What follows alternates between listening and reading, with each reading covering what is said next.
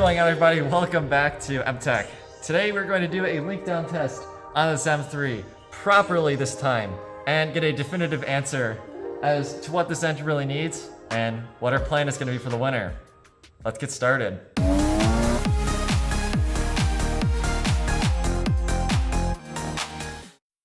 So a quick recap from our last episode. We did a leak down test on this engine, but we did it wrong. For starters, didn't have the tool to turn the crank and a tool to get the clutch fan off, which is already a bad start. But secondly, I had the test backwards. I told all of you that the cylinder had to be at bottom dead center, which was incorrect. You actually have to have the cylinder at top dead center, which I honestly, just logically thinking about it, should have realized, because when the cylinder is at top dead center, the valves are closed, and everything should be sealing. So if it's not sealing, you'd be able to tell what is leaking out. My dead giveaway should have been when we did it on cylinders 3 and 4. The leak down was roughly the same, difference being cylinder 3 had about 180 psi compression and cylinder 4 barely had over half of that. So that should have instantly been my dead giveaway that I was doing it wrong. But I ignored it because I was very hopeful that the answer I was getting was like kind of confirming what I wanted. It's like major confirmation bias, but confirmation bias is not going to help us.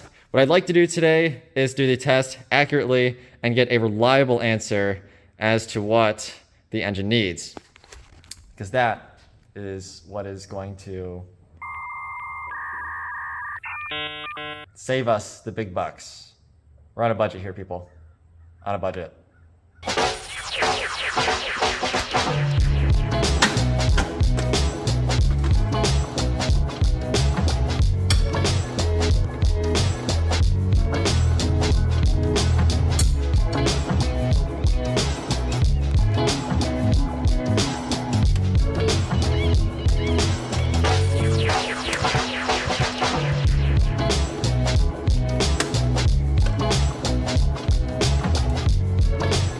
Oh man. Wow. Guys, look at this. This clutch fan's only like 2 years old. Look how dirty that thing is. That is so messed up.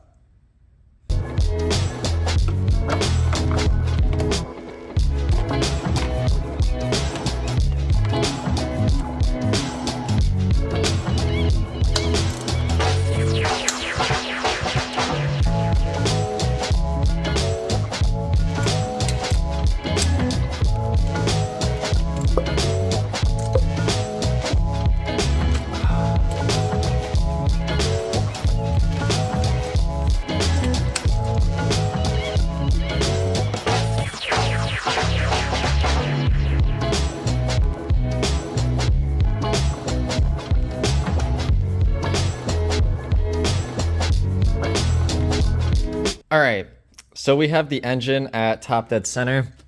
I have a 22 millimeter socket on there. I'm just using this breaker bar. There isn't a lot of clearance between the radiator and my socket, so it's kind of been annoying to do, but I think I have it set. I matched it up with the little like TDC mark on the crankshaft pulley. I'm using the screwdriver as a reference. Kind of like what we did last time. I have some tape on here just so it doesn't mar up the top of the cylinder piston, excuse me. And I think that's as high as it goes. I've kind of turned it around a couple of times, so I haven't seen it really go higher than that.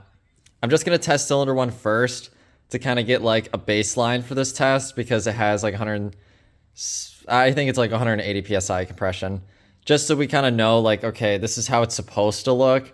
And then I think I'll just skip right to 4 and 5 just so we have some kind of resolution on that. I think I'm gonna set the camera up on a tripod because as soon as I plug this in, it's gonna start pissing air out. So gotta be ready to stick up my ear to everything and see where we hear the leakage at.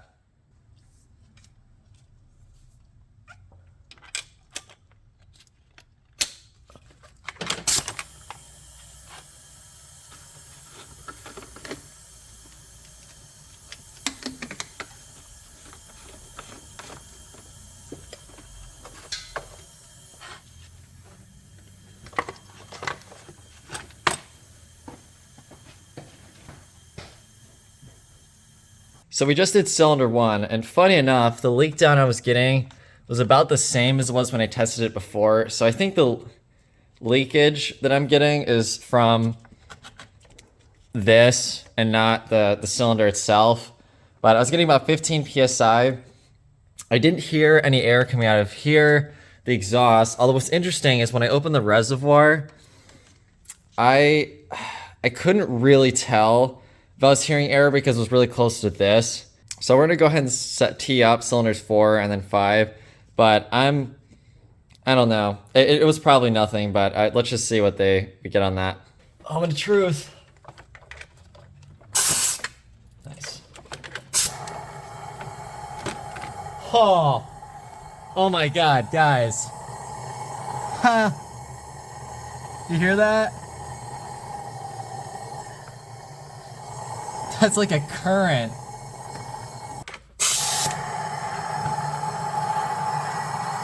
Oh yeah, look at this. Well guys, we found our issue. I'm gonna call that a warped head probably.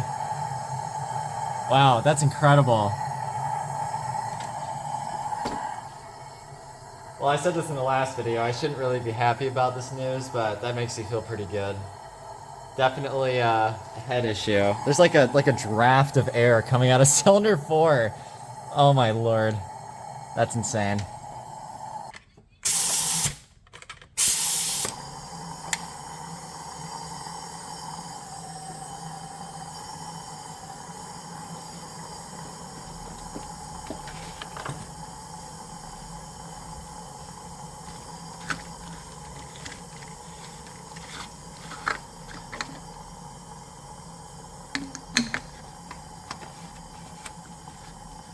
That's it, everybody. So we did it on cylinder 4, and the air current was actually not as strong. We had a little bit less leak down than on cylinder 5, which is surprising because cylinder 5 held more compression. But I think we have a head gasket failure between cylinders 4 and 5, and or maybe a warped head. We won't really know until we get in there and maybe send it off to machine shop. So that's great news. That was easily our best case scenario. I'm really happy about that. So I promised you that we would have a plan of attack by the end of this video. I promised that in the last video.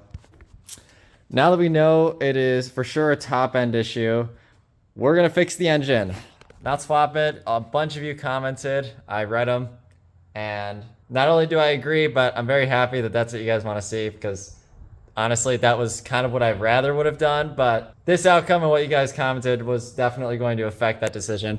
Fortunately, everyone is in agreement, so this is a very easy choice. So sometime in October, probably, I'm gonna start kind of digging into this. I'll clean this up, and I think we'll pull the head off before the winter, before it gets really cold, and frankly, just really terrible to work on cars.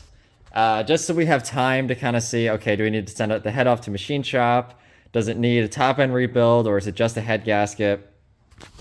You know, I said I told myself I was going to do a top-end rebuild, but honestly, if it just needs a head gasket, I'm kind of inclined to just put a head gasket on it, maybe do the timing chain tensioners or something, and obviously new vanos and just like all the stuff around it. But I mean, the engine's made it 255,000 miles.